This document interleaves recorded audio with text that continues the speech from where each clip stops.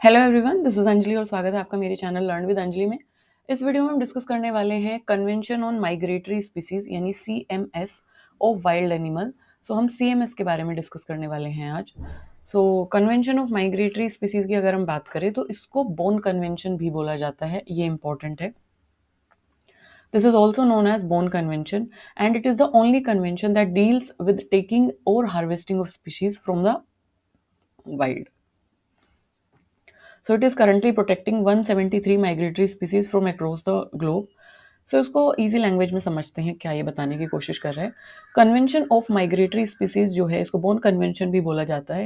ये एक international agreement है बेसिकली, जो कि प्रोटेक्ट करता है एनिमल्स को, बर्ड्स को, या एक तरीके से ये ऐसे एनिमल्स को प्रोटेक्ट करता है जो माइग्रेटरी स्पीसीज है, जो माइग्रेट करते हैं अक्रॉस डिफरेंट कंट्रीज।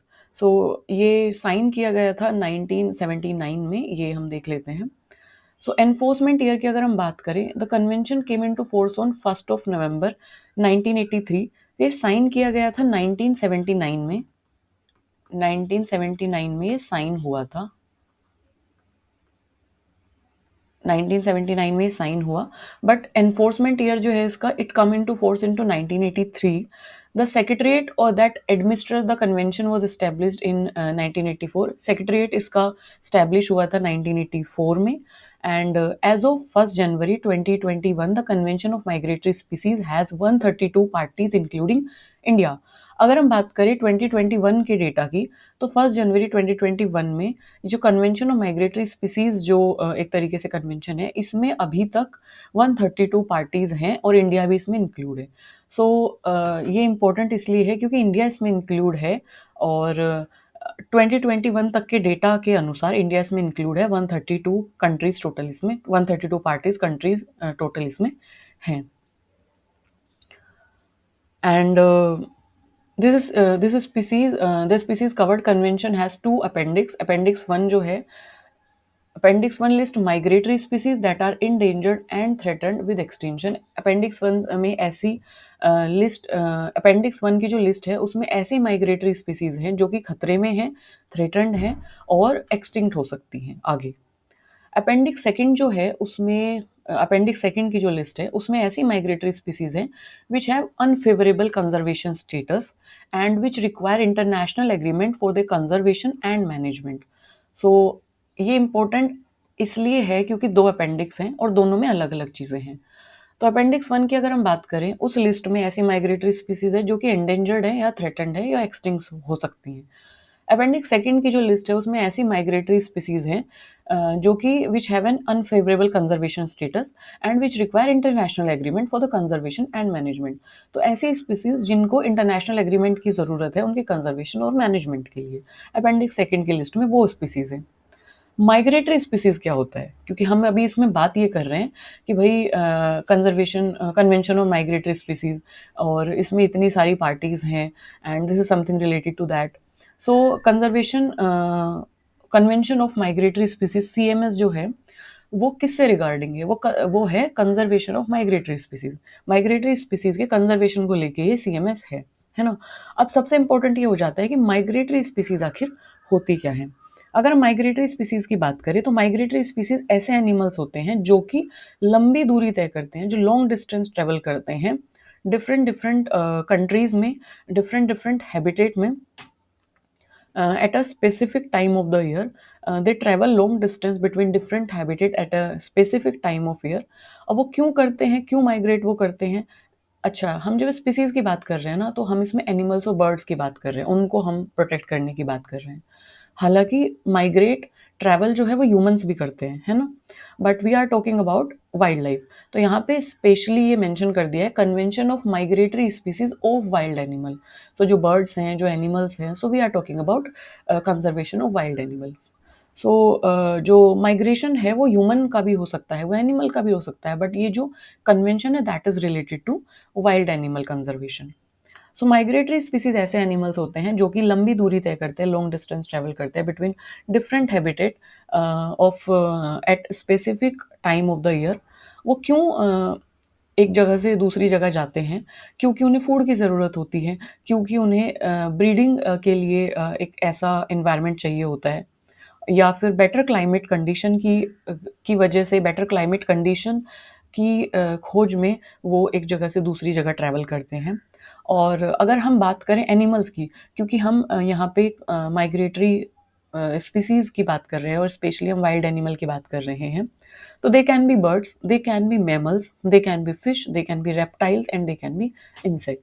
तो हम वाइल्ड एनिमल की बात कर रहे हैं, वाइल्ड एनिमल की कैटेगरी में ऐसी माइग्रेटरी स्पीसीज, वो बर्ड्स भी हो सकती हैं, मैमल भी माइग्रेट करते हैं, फिशेस भी माइग्रेट करती हैं, रेप्टाइल्स भी माइग्रेट करते हैं और इंसेक्ट्स भी माइग्रेट करते हैं।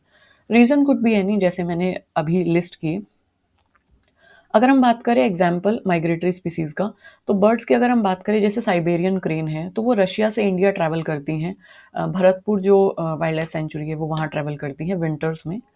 बार हेडेड गूज की अगर हम बात करें, तो they fly over Himalayas to central Asia to India. And इसके अलावा अगर हम मैमल्स की बात करें, तो स्नो लियोपर्ड की हम बात करते हैं, तो they move between high altitude area to across Asia. Blue whales की हम बात करें, तो they travel across ocean for, वो ओशन में ट्रैवल करती हैं, एक जगह से लंबी दूरी तय करती है दूसरी जगह पे, फीडिंग के लिए, ब्रीडिंग के लिए। रेनडियर की हम बात करें, so reindeer they move across Arctic region in North America to Eurasia. Fishes की अगर हम बात करें, तो जैसे सैल्मन फिश है, so they born in fresh water, they migrate to ocean and they return to river and lay eggs. तो for the breeding purpose they migrate. Hilsa fish they move between fresh water and the sea for the migration, for the like for breeding purpose, and so so these are the reason जिसकी वजह से different animals migrate करते हैं breeding purpose के लिए, क्योंकि ऐसे उन्हें क्लाइमेटिक कंडीशन चाहिए होती है जिसमें वो ब्रीड कर पाएं। Food, in the search of food they migrate. So these are the reason for the migration of different species. So migratory species is one that cyclically and predictably crosses one or more national jurisdictional boundaries due to the factor like food, temperature, shelter.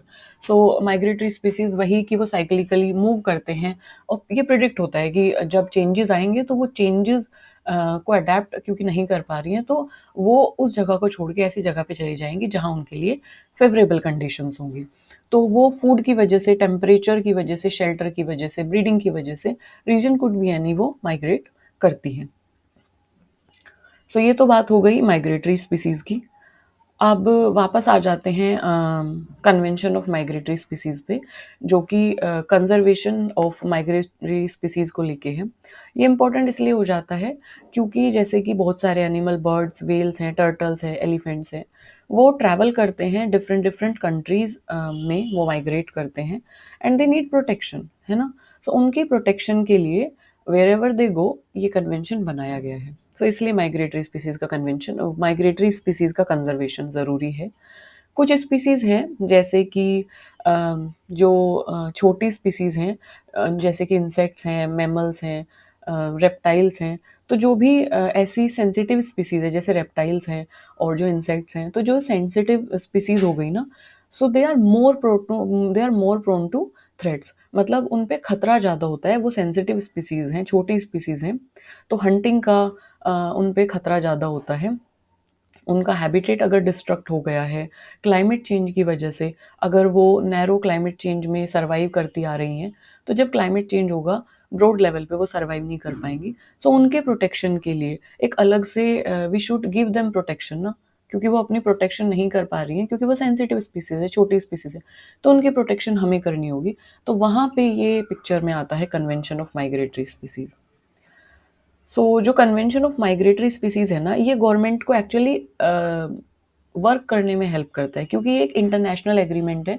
तो nationally जो internationally जो भी सभी देशों की government है, उनको साथ आके इस इशू पे काम करने में हेल्प करता है कि ऐसी स्पीसीज को बचाया जा सके जो बॉर्डर क्रॉस करके मूव करती हैं।